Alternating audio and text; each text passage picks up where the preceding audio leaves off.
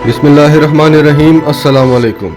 Malaysia के वज़ीर आज़म doctor Mahathir Mohamad का कहना है कि हमें खुशी होती अगर पाकिस्तान के वज़ीर आज़म इमरान खान हमारे साथ होते। खबर की तफसील से पहले अगर आपने अभी तक हमारा चैनल सच टीवी उर्दू सब्सक्राइब नहीं किया तो इसे अभी सब्सक्राइब करें और बेल आइकन पर क्लिक करें ताकि हमारी आने वाली तमाम वीडियोज़ आपको वक्त पर मिल सकें।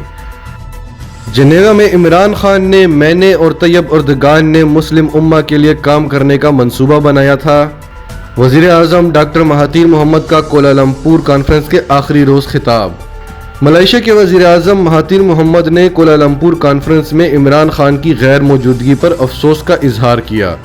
तफसीलात के मुताबिक कोलालमपुर में जारी 4 रोज़ा कोलालमपुर समिट इख्तिताम पजीर हो गई है, जिसके इख्तिताम पर महाथीर मोहम्मद ने खिताब करते हुए कहा कि इमरान खान के मलेशियन समिट में मौजूद न होने पर अफसोस है, क्योंकि ये मंसूबा मैंने इमरान खान और तैयब अर्दगान के साथ मिलकर बनाया था।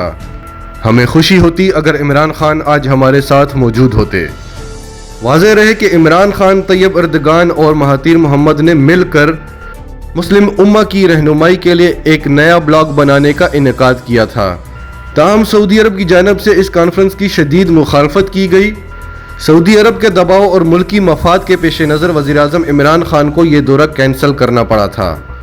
कोलालमपुर कॉन्फ्रेंस में खिताब करते हुए तुर्क सदर तैयब अर्दगान का कहना था कि सऊदी अरब ने पाकिस्तान पर दबाव डालकर अच्छा नहीं किया। उनका कहना था कि सऊदी अरब ने पाकिस्तान को धमकी दी है कि अगर आपने मलेशिया कॉन्फ्रेंस में शिरकत की तो हम स्टेट बैंक में मौजूद $5 अरब निकाल लेंगे, जिससे पाकिस्तान के दिवालिया होने का खतरा था।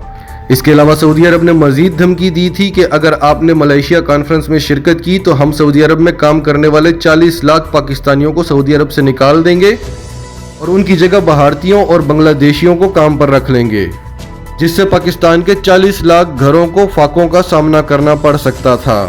बाद अज़ा सऊदी अरब ने तुर्क सदर के इस बयान की तरदीद कर दी थी। सऊदी अरब का कहना था कि हम वज़ीर आज़म इमरान खान का निहायत एहतराम करते हैं और हमारा उनसे दोस्ती का रिश्ता है।